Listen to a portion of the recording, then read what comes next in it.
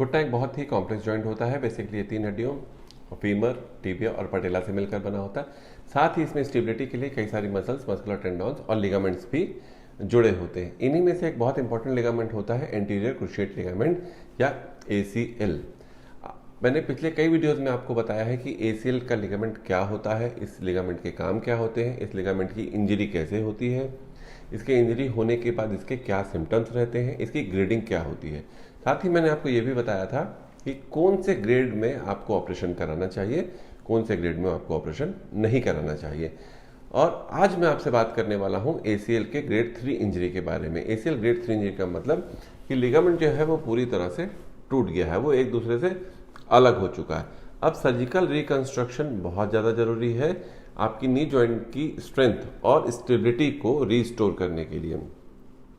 आगे बढ़ने से पहले छोटी छोटी आपको जानकारी दे देता हूं, जिससे आप खुद तय कर सकें कि आपको आखिर क्या करना है जिससे आप जल्दी ठीक हो सके।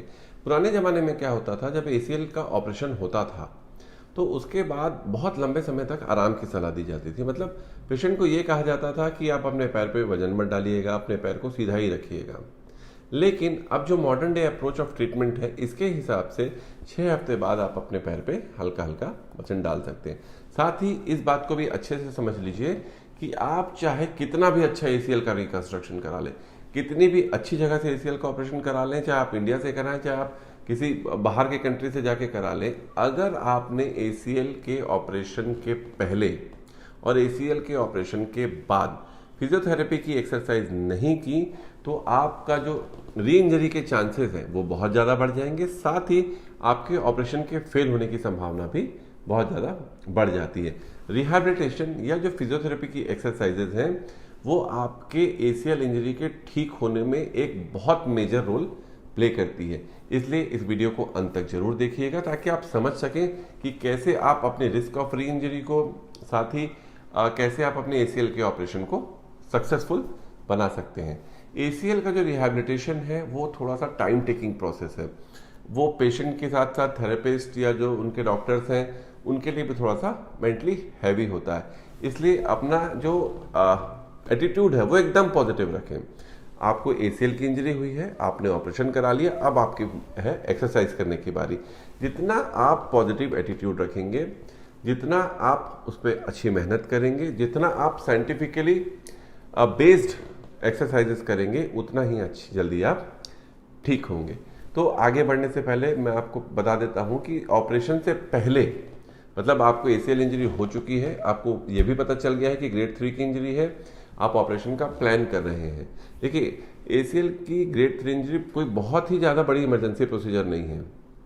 इसीलिए अगर आपके पास समय है और आपका जो घुटना है वो परमिट कर रहा है, जो आपका लाइफ स्टाइल आपको परमिट करता है, तो ऑपरेशन के पहले की एक्सरसाइजेस को बहुत ही ध्यान से करें ताकि ऑपरेशन के बाद आपका रिकवरी टाइम बहुत ज़्यादा कम हो जाए। अधिकतर केसेस में क्या होता है कि चोट लगती है, लोग MRI कराते हैं और जाके ऑपरेशन करा लेते हैं। इससे क्या होता है, जो पोस्ट ऑप रिकवरी टाइम है वो काफ़ी ज़्यादा बढ़ जाता है, काफ़ी ज़्यादा फ्रस्ट्रेटिंग भी हो जाता है। इसीलिए अगर आप कर सकते हैं, आप समय थोड़ा सा ले सकते हैं, तो इस ऑपरेशन से पहले की एक्सरसाइजेस पे भी थोड़ा ध्यान दीजिए। अगर आपके MRI में डायग्नोस हुआ है कि आपको ACL की ग्रेड 1 या ग्रेड 2 इंजरी है और आप उसे घर में ही बैठे ठीक करना चाहते हैं, तो ऊपर दिए लिंक पे क्लिक करें। इसमें मैंने बहुत डिटेल में बताया है कि आप कैसे घर में ही बैठे ACL की ग्रेड 1 और ग्रेड 2 इंजरी को ठीक कर सकते हैं। उसका रिहैबिलिटेशन आप घर में ही कर सकते हैं। अगर आप ये जानना चाहते हैं कि आपको कौन सी ग्रेड में ऑपरेशन कराना चाहिए, कौन सी ग्रेड में ऑपरेशन आपको नहीं कराना चाहिए, तो इस वीडियो का लिंक जो है मैं आपको डिस्क्रिप्शन में दे दूंगा। अब बात करते हैं कि ऑपरेशन से पहले आपको क्या क्या एक्सरसाइजेस करनी चाहिए। देखिए, ऑपरेशन से पहले जो रिहैबिलिटेशन है, जो फिजियोथेरेपी है, उसके बेसिकली 3 गोल होते हैं। पहला गोल होता है आपका सूजन को कम करना, दूसरा गोल होता है रेंज ऑफ मोशन को पूरा रिस्टोर कराना, तीसरा गोल होता है क्वाड्रिसेप्स की स्ट्रेंथनिंग। ये तीनों काम बहुत जरूरी है। अगर इनमें से तीनों में से एक भी पार्ट आपका मिसिंग रहा, लेट्स से कि आपका क्वाड्रिसेप की स्ट्रेंथनिंग प्रॉपर नहीं है, तो भी आपका रिकवरी टाइम जो है काफ़ी ज़्यादा बढ़ जाएगा। तो सूजन कम करने के लिए आप क्या क्या कर सकते हैं? सूजन कम करने के लिए आप पीस एंड लव अप्रोच अपना सकते हैं। इसकी जो डिटेल है पीस एंड लव प्रिंसिपल की, वो मेरे पहले वीडियो जिसमें मैंने आपको बताया है कि आपको सर्जरी करानी चाहिए या नहीं चाहिए, उस वीडियो में दी है, तो डिटेल के लिए आप उस वीडियो को देखें। अभी मैं आपको बहुत ब्रीफ दे देता हूं। सूजन कम करने के लिए जो सबसे पहला काम आपको करना है वो है एंकल पंप एक्सरसाइज। इस वीडियो के अंत में मैं आपको बताऊंगा कि एंकल पंप एक्सरसाइज आप कैसे कर सकते हैं, जहां मैं आप पूरे एक्सरसाइजेस के बारे में बात करूंगा।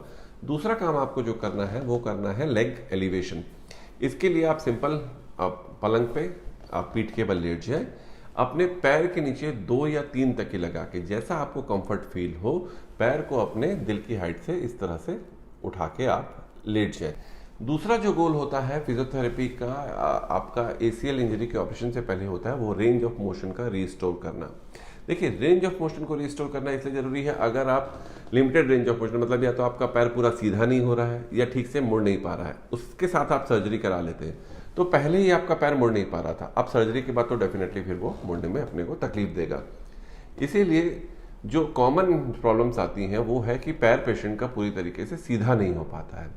उसके लिए आपको करना है पैसिव नी एक्सटेंशन। पैसिव नी एक्सटेंशन की 2 टेक्निक्स मैं आपको जब एक्सरसाइज का सेशन हम चालू करेंगे उसमें मैं आपको बताऊंगा, इसलिए वीडियो को अंत तक आपको जरूर देखना होगा ताकि आप पूरी तरह से समझ सकें। उसके बाद आता है तीसरा गोल, क्वाड्रिसेप्स की स्ट्रेंथनिंग। देखिए, किसी भी ACL इंजरी के बाद सबसे पहला काम जो होता है वो क्वाड्रिसेप्स जो मसल है, जो जांघ के सामने वाली मसल है, जो पैर को सीधा करने का काम करती है, वो वीक पड़ जाती है। कई केसेस में तो मैंने ऐसा देखा है कि जो एक्चुअल स्ट्रेंथ है उससे 90 से 100% तक जो है क्वाड्रिसेप्स की स्ट्रेंथ ACL इंजरी में घट जाती है। 90 से 100% मतलब आप समझ रहे हैं कि वो मसल बिल्कुल फ्लिकरिंग भी नहीं कर रही, वो बिल्कुल हिल भी नहीं रही है। पेशेंट चाह रहा है पैर सीधा करना, लेकिन वो बिल्कुल सीधा कर नहीं पा रहा।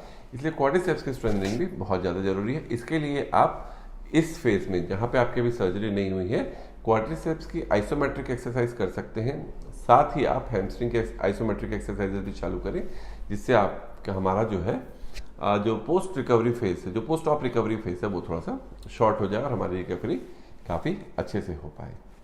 सबसे पहली एक्सरसाइज का नाम है एंकल पंप एक्सरसाइज। ये एक्सरसाइज आप ऑपरेशन से पहले आपको चालू करनी है।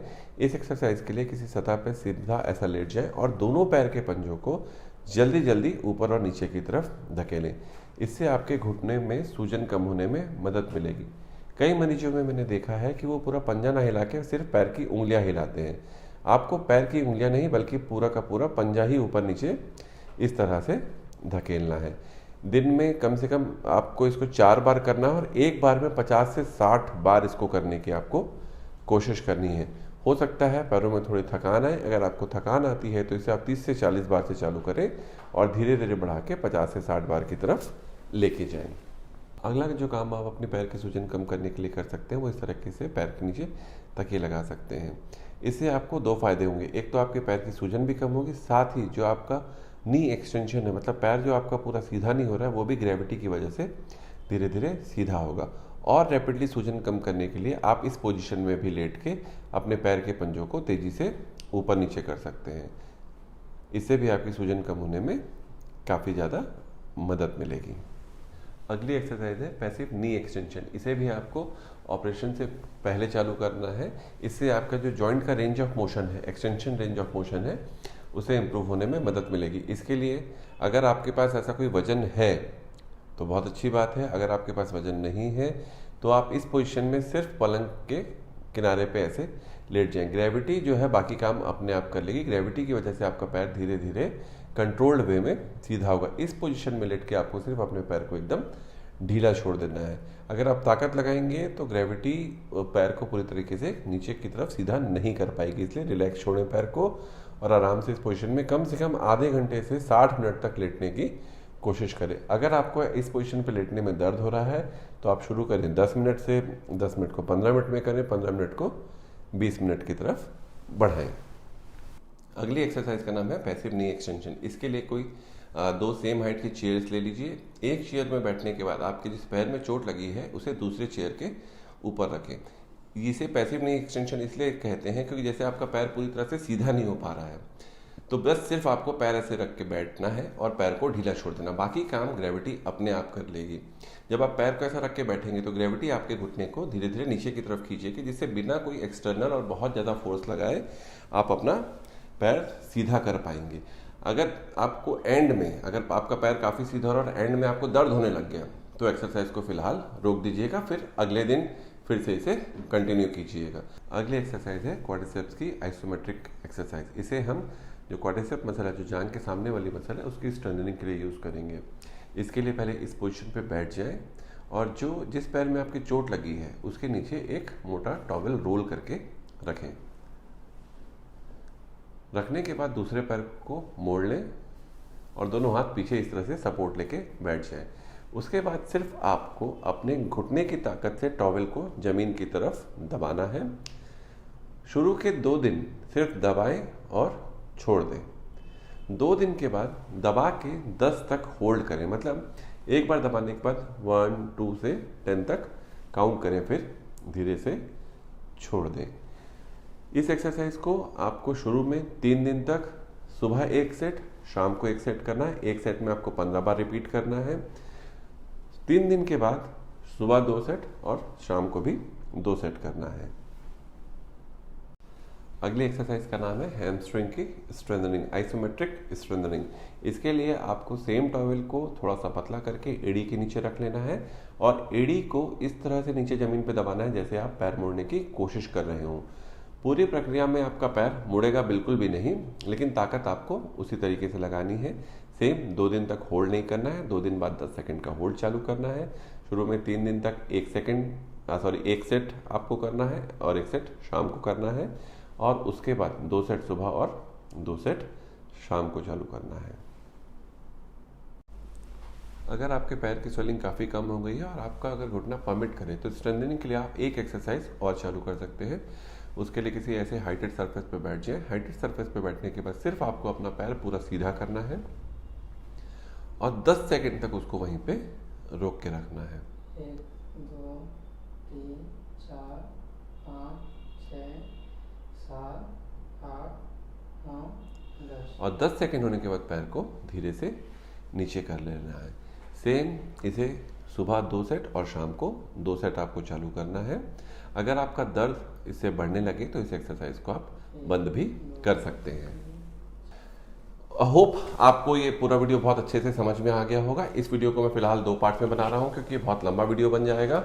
तो एक्सरसाइज जो है मैं अब अगले वीडियो में आपके लिए डालूंगा बहुत जल्दी ही, इसलिए चैनल को सब्सक्राइब करना ना भूलें ताकि आप आने वाला जो एक्सरसाइज और प्रोप्रियोसेप्टिव ट्रेनिंग का जो वीडियो है उसे बिल्कुल भी मिस ना करें।